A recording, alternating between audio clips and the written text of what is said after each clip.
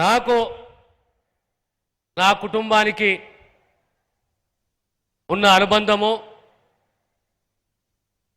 1971-70 నుంచి నా తండ్రి గారి కాలం నుంచి కూడా జైపాల్ రెడ్డి గారు మంచి మిత్రులు. నేను రాజకీయాలకు వచ్చిన తర్వాత వారిని చాలా దగ్గరికి వెళ్ళి అబ్జర్వ్ చేశాను. నేను ప్రత్యేకంగా తెలంగాణ వాదన, తెలంగాణ పోరాట సమయంలో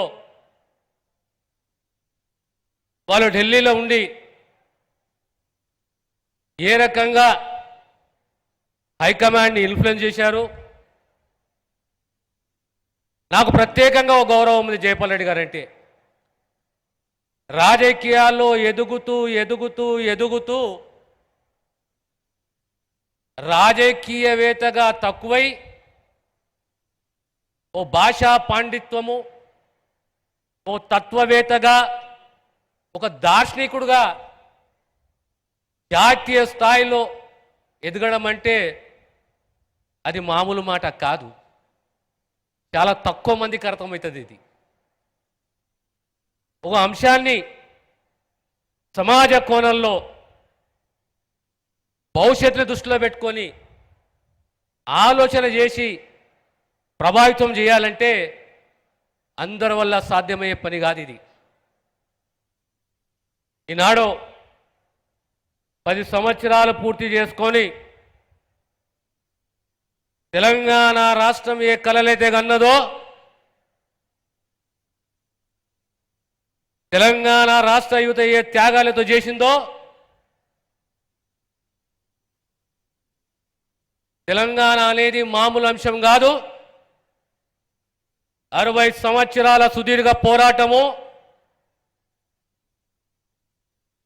తెలంగాణ సమాజం అంటే స్వేచ్ఛ, ప్రజాస్వామ్యము, ఆత్మగౌరవము.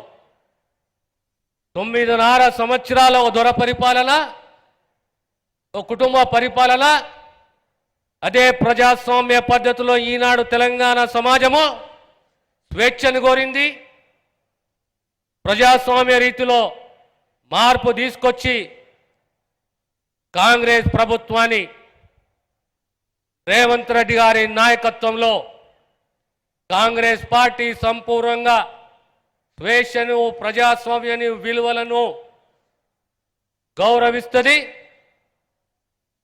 ఏ అంశాల మీదైతే కాంగ్రెస్ పార్టీ మాటిచ్చిందో ఖచ్చితంగా మా నాయకుడు రేవంత్ రెడ్డి గారి నాయకత్వంలో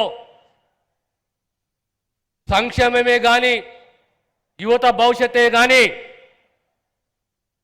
తెలంగాణకు సంబంధించి చక్కటి దార్శనికత్వంలో కాంగ్రెస్ పార్టీ రేవంత్ రెడ్డి గారి నాయకత్వంలో ఖచ్చితంగా మాట నిలబెట్టుకుంటుంది, సేవలు అందిస్తుంది, చరిత్ర సృష్టిస్తున్న విషయాన్ని మరొక్కసారి మీకు తెలియజేస్తూ నేను ధన్యవాదాలు తెలియజేస్తున్నాను.